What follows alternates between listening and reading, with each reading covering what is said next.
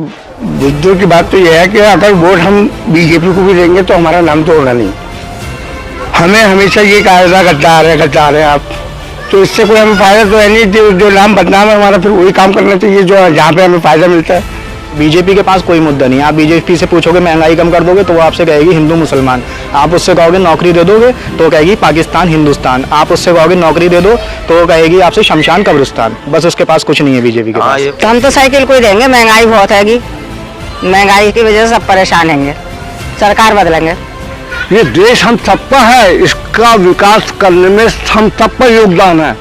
ये आज़ादी हमें ऐसे नहीं मिली, इस आज़ादी को प्राप्त करने के लिए हमने बहुत कुर्बानियाँ दी हैं। तो मैंने ऐसा माहौल नहीं देखा जैसा माहौल आज है। हर आदमी हर वर्ग परेशान है। उत्तर प्रदेश के प्रथम चरण के चुनाव संपन्न होने के बाद दूसरे चरण की तैयारियां पूरी हो चुकी हैं। चुनाव प्रचार थम चुका है और इस वक्त हम मुरादाबाद की विधानसभा सीट पर मौजूद हैं। दूसरे चरण के चुनाव में 9 जिलों की 55 विधानसभा सीटों पर चुनाव होना है, उसमें से एक मुरादाबाद विधानसभा सीट पर हम मौजूद हैं और हमारे साथ विभिन्न आयु वर्ग के लोग मौजूद हैं। कॉलोनी में हम जहाँ लोगों से बात करेंगे कि क्या माहौल है और चुनावी माहौल में उनकी क्या प्राथमिकताएँ रहेंगी वोट देने से पहले। जी, क्या नाम है आपका? मेरा बदर आलम। तो क्या करते हैं आप? मैं मेडिकल स्टाफ हूँ। तो क्या आपने चुनाव प्रचार हुआ, आपने सबको देखा, क्या आपका वोट का रुझान है? देखिए, वोट का रुझान ये है क्योंकि महंगाई बहुत ज़्यादा है। कोरोना में लोगों का काम बहुत ज़्यादा ख़राब हो गया, लोग महंगाई से बहुत ज़्यादा परेशान हैं, भ्रष्टाचार बहुत है, इसलिए लोग बदलाव चाहते हैं। आप जब वोट करने निकलेंगे तो आपके दिमाग में क्या क्या रहेगा? मेरे दिमाग में बेसिकली यही रहेगा कि लोगों को जो सुविधाएं, मूलभूत सुविधाएं देनी चाहिए थी सरकार को, वो सुविधाएं सरकार ने नहीं दी, इसलिए उसके खिलाफ ही वोट करेंगे। तो जैसे कि यहाँ प्रत्याशी बीजेपी से के मिश्रा हैं और मुरादाबाद देहात से हाजी नासिर कुरैशी हैं और कांग्रेस से इकराम कुरैशी हैं। और इकराम कुरैशी जो है वो अभी हाल ही में सिटिंग विधायक थे समाजवादी से, जो छोड़कर अभी कांग्रेस में शामिल हुए हैं। उनके बारे में क्या कहना? देखिए, मुफाद पसंद लोगों को तो वैसे भी लोग पसंद नहीं करते। टिकट कट गया, सिटिंग एमएलए थे तो कांग्रेस में चले गए, इसलिए उनका कोई जनाधार है नहीं और वैसे उनकी सभी धूमिल है। हाँ। जी, हमारे साथ एक वरिष्ठ पत्रकार है जो काफ़ी समय से मुरादाबाद कवर करते थे और अब भी वो फील्ड कवर करते हैं। अब्दुल्ला सिद्दीकी नाम है। जी, तो अब्दुल्ला सिद्दीकी जी, ये बताइए कि आपने जो चुनाव कवर किए अपने पिछले दौरान, तो उसमें और इसमें क्या फ़र्क देखते हैं आप? देखिए, ऐसा है कि जितने चुनाव गत 2017 का हुआ या 2019 का हुआ, उसमें और इसमें डिजिटल लॉट आउट जैसे बहुत बड़ा अंतर है। आज देखा जा रहा है कि जो नागरिक है, वरिष्ठ नागरिक, वो भी परेशान है, युवा परेशान है, बेरोजगारी चरम सीमा पर है। युवाओं को हमारे जैसे वादा किया गया था कि 2 करोड़ नौकरी दी जाएंगी, आज युवा त्रस्त है, बेरोजगारी चरम सीमा पर, जैसे मैंने आपको बताया। तो युवाओं को रोज़गार चाहिए। रोटी, कपड़ा और मकान, एक फिल्म आई थी, सिर्फ 3 चीज़ मूल मुद्दा होता। विकास, देश विकास करेगा तो हम भी विकास करेंगे। जब हमारा देश विकास करेगा, उन्नति करेगा, तो हमारे देश का नाम को दुनिया जानेगी, एक पहचान बनेगी।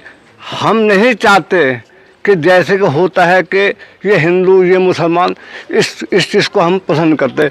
ये देश हम सबका है, इसका विकास करने में हम सबका योगदान है। ये आज़ादी हमें ऐसे नहीं मिली, इस आज़ादी को प्राप्त करने के लिए हमने बहुत कुर्बानियाँ दी हैं। जी, क्या नाम है आपका? राहुल कुमार। राहुल जी, ये बताइए क्या मुद्दे हैं मुरादाबाद के? मुरादाबाद का मुद्दा क्या, हर जगह का मुद्दा यही है, महंगाई, भ्रष्टाचार, नौकरियाँ नहीं है, लोगों के पास बिल्कुल भी नौकरी नहीं है। काम धंधा है मेरा, मैं बिजनेसमैन हूँ और सब काम कोरोना की वजह के टाइम, उसके नोटबंदी से ख़राब हुआ, फिर कोरोना काल आया, तो हर तरह से आदमी परेशान है। जब वोट करने निकलेंगे तो किन मुद्दों पर वोट करेंगे?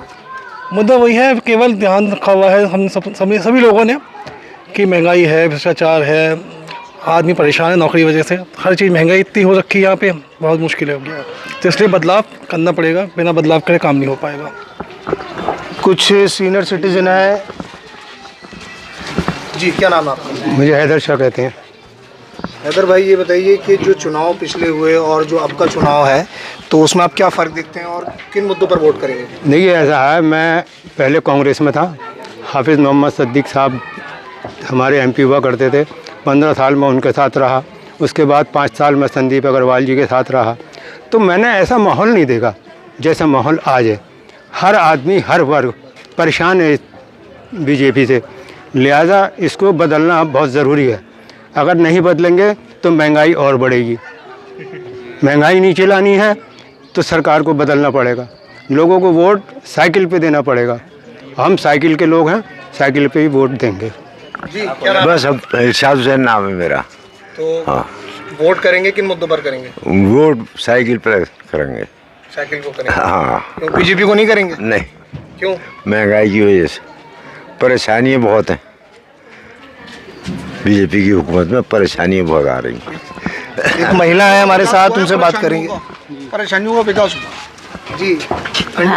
हम तो हमारा राबिया खातून। क्या करती हैं आप? गृहिणी हैं? हाँ, घर का काम करते हैं। तो क्या मुद्दे हैं आपके चुनाव में जब वोट करने निकलेंगी? तो हम तो साइकिल को ही देंगे, महंगाई बहुत हैगी। महंगाई की वजह से सब परेशान होंगे।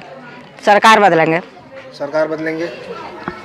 किन मुद्दों पर करेंगी आप? और हम तो बस इसके साइकिल को ही देना है वोट बस। तो साइकिल है दिमाग में? और कुछ है? बहुत हो गया, पहले ही बहुत कुछ हो गया तो कोई फ़ायदा थोड़ी ना। अब साइकिल है हमारे घर में, हम तो साइकिल को ही देंगे। मेरा जाकिर हुसैन नाम। क्या करता है? मैं टेलरिंग का काम करता हूँ। तो जाकिर भाई ये बताइए कि जब वोट करने निकलेंगे तो किन मुद्दों पर वोट करेंगे? सर, मुद्दों की बात तो यह है कि अगर वोट हम बीजेपी को भी देंगे तो हमारा नाम तो होना नहीं। हमें हमेशा ये कहा जाता गद्दार है आप। तो इससे कोई हमें फ़ायदा तो है नहीं। जो नाम बदनाम है हमारा, फिर वही काम करना चाहिए जो जहाँ पे हमें फ़ायदा मिलता है। हमें तो यहाँ परेशानी मिल रही है अभी, और क्या है? कहाँ है फ़ायदा आपका? फ़ायदा तो समाजवादी में ही है, और क्या है। वो अगर ओवैसी को हम चाहते थे कि अगर गद्दार होते तो ओवैसी को देते हम उसे अपना मानते। ओवैसी को के साथ वो हमारा करने वाला है, सब कुछ मुसलमान है। मगर हम तो जो दूसरा जो हमारा जो हिम्मत, वो जो करने वाला है हमारे साथ, वो हिंदू है, वो हमारा समर्थक, तो हम उसको समर्थन करेंगे। तो जो 2017 से 22 तक बीजेपी की सरकार रही। सर 2014 में मैंने बीजेपी को वोट दिया था। अच्छा। हाँ, सर्वेश जी जब थे तो उसमें वोट दिया था मैंने बीजेपी को। मगर उसका कोई नाम नहीं होता सर। मुसलमान कितना भी वोट देते बीजेपी को, नाम उसका ये होगा गद्दार है। तो जहाँ ये आपका क्षेत्र है, ये कॉलोनी है, तो पिछले 5 साल में जो यहाँ विधायक थे, तो आपने क्या विकास देखा अपने क्षेत्र में? यहाँ कोई विकास नहीं है सर। क्या परेशानी रही? नाले अभी सीवर वगैरह पड़े हैं सर, वो भी लीकेज हो रहे हैं सब कॉलोनी में। सारे प्राइवेट कराते हैं, फर्जी काम होते हैं वो कागजों पे। वो पेमेंट जो भी होता हुआ ठेकेदार जो भी करता है वो कागजों पे है सब। वो कोई पब्लिक को कोई फायदा नहीं है, ना कॉलोनी में कोई उस तरीके, ना ही कोई यहाँ पे कोई नेता आता है किसी भी पार्टी का, और ना ही कोई यहाँ की जो हमारी समस्याएं हैं उसे कोई नहीं देखता। क्या अब क्या उम्मीद करेंगे आने वाली? सर अच्छा ही मैं सोचेंगे हम कि पार्टी बदले, सरकार बदले तो कुछ फायदा होगा जनता का। क्या नाम है? शाह खालिद। तो शाह खालिद किन मुद्दों पर करने वाले हैं वो? महंगाई, सिलेंडर गैस का कितना महंगा हो गया, बिजली का बिल कितना महंगा आ रहा है क्या, और तुम्हारे ये सब चालान काटते हैं, हर जगह गाड़ी को परेशान करते हैं, कहीं जा नहीं सकते। इससे तो समाजवादी की सरकार बहुत अच्छी थी, कम से कम परेशानी तो नहीं दी। सफाई करने वाला भी आता था, अब यहाँ पे सफाई करने वाला भी नहीं आता। तमाम नालियाँ गंदी हो रही है, सब कूड़ा वूड़ा सब ऐसे पड़ा रहता है। तो पैसे दे के पूरे लोग इकट्ठे करके वाल्मीकि को तो वो सफाई कराते हैं।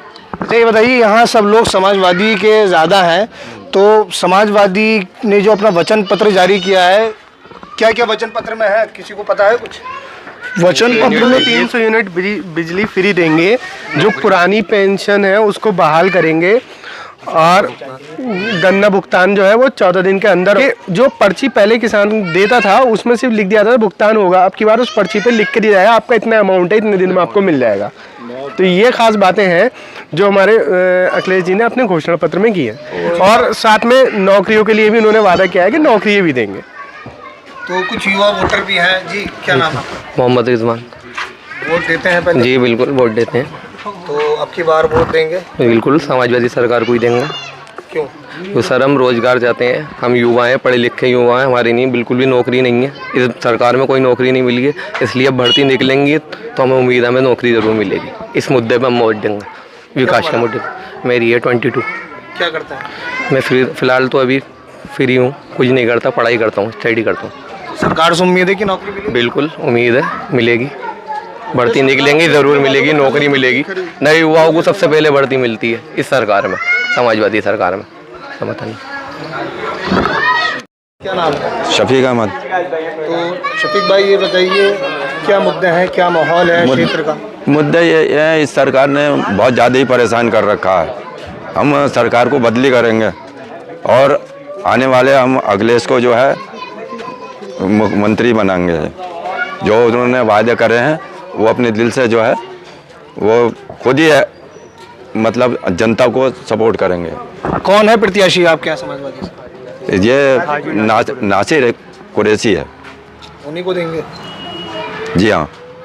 किन मुद्दों पर देने वाले हैं? और अब यही है, वो उनको अब ये आएंगे तो सब कुछ उन्होंने कह रखा है कि भाई हम नौकरी, महंगाई को कम करेंगे और जो भ्रष्टाचार है वो ख़त्म करेंगे। बहुत बातें। अब ये जो पहली दफ़े आ रहे हैं, पहली बात तो ये है कि हम अखिलेश के उसमें हैं और जो अखिलेश की हम खबरें सुनते हैं तो वो बहुत सही बात कर रहे हैं, उन्हीं को हम वोट देंगे। जी भाई क्या नाम है? मेरा नाम मजहर आलम है। क्या करते हैं? मैं मेडिकल स्टाफ हूँ, मैं प्राइवेट जॉब करता हूँ। उम्मीद है कि इस बार गवर्नमेंट जॉब मिल पाएगी, क्योंकि बीजेपी की गवर्नमेंट में तो कुछ हुआ नहीं है। बेरोज़गारी बहुत है, भ्रष्टाचार है, हिंदू मुस्लिम है। हम चाहते हैं कि इस बार एक खुशहाल सरकार आए जिसमें सब खुश रहें, एक साथ रहें और सब मिल के रहें। इसीलिए बीजेपी कहती है कि राष्ट्रवाद और सुरक्षा कानून व्यवस्था हमने बहुत ज़्यादा बेहतर कर दी है, अब अपराधी जो है वो यूपी छोड़कर चले गए हैं। बीजेपी इन मुद्दों पर वोट मांग रही है, आप किन मुद्दों पर वोट करने वाले हैं? बीजेपी के पास कोई मुद्दा नहीं है, बीजेपी के पास कोई मुद्दा नहीं है। आप देखें अभी एक सिटिंग एमएलए हैं, एमपी हैं सॉरी, असदुद्दीन ओवैसी, उन पर यूपी में गोली चली है। तो बीजेपी के पास कोई मुद्दा नहीं है। आप बीजेपी से पूछोगे महंगाई कम कर दोगे तो वो आपसे कहेगी हिंदू मुसलमान। आप उससे कहोगे नौकरी दे दोगे तो कहेगी पाकिस्तान हिंदुस्तान। आप उससे कहोगे नौकरी दे दो तो कहेगी आपसे शमशान कब्रिस्तान। बस उसके पास कुछ नहीं है बीजेपी के पास। ये बात सही बस।